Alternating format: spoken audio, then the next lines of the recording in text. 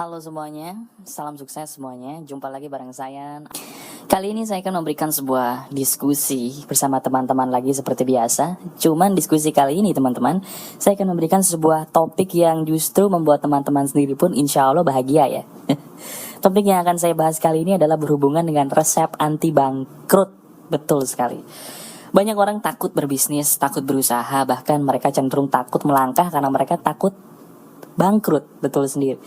Dan yang namanya bangkrut itu kalau menurut saya itu adalah makanan dari sebuah kesuksesan. Nah tapi kali ini saya akan memberikan sebuah tips atau resep sederhana gimana caranya supaya teman-teman itu bisa meminimalisir kebangkrutan atau bahkan jadi gak bangkrut sama sekali. Pengen tahu? Teman-teman, percaya gak sih kalau yang namanya orang sukses itu pada dasarnya adalah orang yang tidak takut bangkrut ya. Banyak orang yang berpendapat bahwa bangkrut itu adalah neraka. Tapi bagi semua orang yang sukses, yang namanya bangkrut itu adalah makanan sehari-hari. Tapi tenang aja teman-teman, saya pun sependapat kok sama teman-teman bahwa yang namanya bangkrut itu menakutkan, mengerikan, atau bahkan bisa dibilang yang namanya bangkrut itu sendiri adalah semacam kayak neraka jahanam. Nah, saya punya tips yang bisa membuat teman-teman menjadi berpikir untuk melakukan sesuatu tanpa harus takut menjadi bangkrut.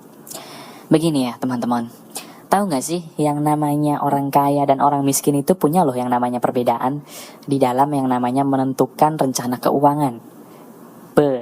Mulai berat ya bahasanya ya. Tenang, ini gak begitu berat kok. Jadi gini, kalau yang namanya orang miskin itu menjadi miskin bukan karena pendapatannya sedikit. Tapi orang miskin menjadi miskin itu justru karena mereka tidak bisa melakukan perencanaan keuangan yang baik. Ingat teman-teman, kata kuncinya di sini adalah perencanaan keuangan atau bahasa Inggrisnya adalah money management. Nah, bagaimana? Apa sih hubungannya Mas Bro antara perencanaan keuangan dengan kaya dan miskin? Gini. Sekarang saya tanya lagi sama teman-teman. Teman-teman, saya nggak peduli apakah teman-teman sekarang udah kerja atau mungkin masih mahasiswa, mahasiswi, siswa atau siswi. Saya hanya peduli, coba deh, terakhir kali teman-teman punya uang, teman-teman mikir gak sih yang namanya kebutuhan teman-teman lebih dari 1 tahun ke depan? Maksudnya gini, kalau seandainya teman-teman terakhir dapat duit nih, kapanpun itu, teman-teman mikirnya gimana? Istilahnya buat cukup makan sebulan aja alhamdulillah, atau teman-teman justru mikir kira-kira duit gue cukup gak ya buat 5 tahun ke depan? Karena begini, kebanyakan orang cenderung mikirnya hanya untuk hari esok. Yang penting besok bisa makan alhamdulillah ya kan. Yang penting bulan ini gue bisa makan alhamdulillah ya kan. Atau mungkin udah mulai sedikit agak sadar, dia mikir alhamdulillah setidaknya tahun ini gue aman ya kan. Padahal kalau seandainya teman-teman menyadari orang-orang yang mapan atau orang-orang yang memiliki kebebasan finansial adalah orang yang berpikir panjang teman-teman. Orang-orang yang memiliki kebebasan finansial, mereka cenderung memikirkan kira-kira gue punya kebutuhan dalam waktu 1 sampai 5 tahun ke depan berapa ya? Kira-kira berdasarkan uang atau aset yang gue punya, kira-kira bisa gak ya mencukupi itu semua?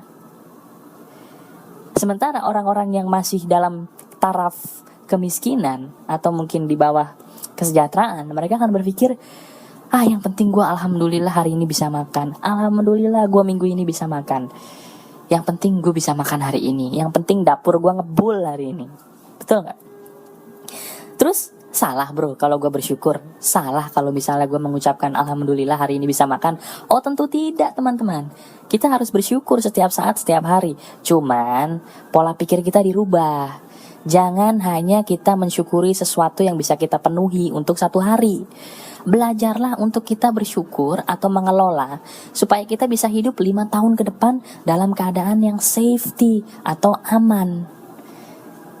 Jadi kebanyakan orang berpikir bahwa orang yang memiliki kebebasan finansial itu adalah orang yang penghasilannya super besar. Benar sih, penghasilan super besar bisa memberikan kita kebebasan finansial asalkan kita membuat perencanaan. Kalau dalam 5 tahun ke depan kita penghasilannya segini, kira-kira kita bisa makan gak nih?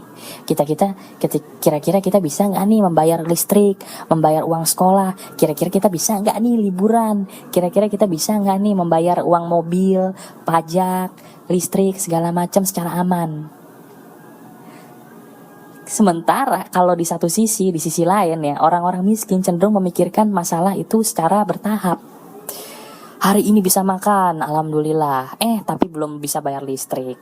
Tapi masih belum bisa bayar keuangan, masih belum bisa bayar sekolah. Sementara yang namanya kebutuhan itu semakin lama semakin meningkat. Setuju gak teman-teman? Hari ini kita bisa bayar makan, hari ini kita bisa bayar sekolah, tapi bulan depan siapa tahu kita punya kebutuhan lain, tiba-tiba yang harusnya uang untuk uang sekolah habis buat misalnya buat bayar rumah, bayar listrik, bayar gas. Nah, intinya saya ingin mengatakan, coba deh teman-teman kalau punya uang, teman-teman tanya sama diri teman-teman sendiri, kira-kira gue bisa gak sih make ini uang untuk hidup 5 tahun ke depan? Kalau misalnya gue punya penghasilan segini, kira-kira 5 tahun ke depan gue bisa gak hidup safety, hidup aman, nyaman? Kalau belum bisa, gimana ya caranya? Mungkin gue harus ngerem. Yang tadinya gue biasa makan daging steak, coba gue ngerem dulu untuk makan misalnya makanan warung Tegal gitu, makan warteg. Bisa nih 5 tahun ke depan gue hidup nyaman kalau seandainya makannya diganti makan warteg. Cobalah berpikir seperti itu teman-teman, dan lihat hasilnya. Saya jamin teman-teman akan merasa aman, nyaman, dan bebas dari yang namanya kebangkrutan. Karena pada dasarnya teman-teman, kebangkrutan itu timbul karena kita tidak bisa berpikir panjang. Kebanyakan orang berpikir bahwa bangkrut itu disebabkan oleh kesialan. Tidak. Kebangkrutan sebagian besar ditimbulkan karena kita memiliki perencanaan keuangan yang buruk. Kalau teman-teman tidak ingin bangkrut, coba mulai saat ini punya uang berapapun, berpikirlah dalam waktu yang panjang, sepanjang-panjangnya. Semakin panjang, semakin nyaman dan aman teman-teman di dalam menjalani hidup. Teman-teman menjadi karyawan, punya gaji misalnya 2 juta per bulan. Coba dari 2 juta per bulan itu, kalau sebelumnya teman-teman berpikir sebulan gitu ya, coba-coba sekarang teman mulai berpikir, gila, dari uang 2 juta per bulan ini, kira-kira gue bisa gak ya hidupin diri gue sendiri 5 tahun ke depan? Nah, kalau misalnya teman-teman berpikiran seperti itu, otak teman-teman yang maha cerdas ini tiba-tiba akan mengeluarkan cara begini. Kalau lu pengen hidup 5 tahun ke depan dengan 2 juta per bulan, kemungkinan besar lu harus berinvestasi. Pilihlah investasi yang aman. Ada emas, ada perak gitu. Nah, dengan cara teman-teman merubah pola pikir aja, teman-teman bisa menjadi orang baru dan bisa menjadi orang yang tadinya kaya dalam waktu sebulan menjadi kaya dalam waktu lebih dari sebulan. Ya, coba deh. Karena saya pun dulu begitu. Saya berpikir bahwa kalau misalnya sebulan saya bisa makan, alhamdulillah. Sekarang saya perpanjang. Saya berpikir dalam waktu setahun sampai 5 tahun ke depan, gimana caranya saya supaya survive. Ingat teman-teman, perubahan datang bukan karena mukjizat, bukan karena orang lain, tapi perubahan datang berawal dari diri teman-teman sendiri. Kalau teman-teman ingin merubah hidup, rubahlah diri teman-teman sendiri. Mulailah dengan cara merubah pola pikir teman-teman sendiri terhadap segala sesuatunya yang ada di sekitar teman-teman. So, coba deh sekarang mulai berpikir panjang di dalam mengelola keuangan dan lihat hasilnya. Pikirkan jangka panjang dan hindari berpikir jangka pendek, karena hidup sesungguhnya adalah milik orang-orang yang berpikir dalam jangka panjang.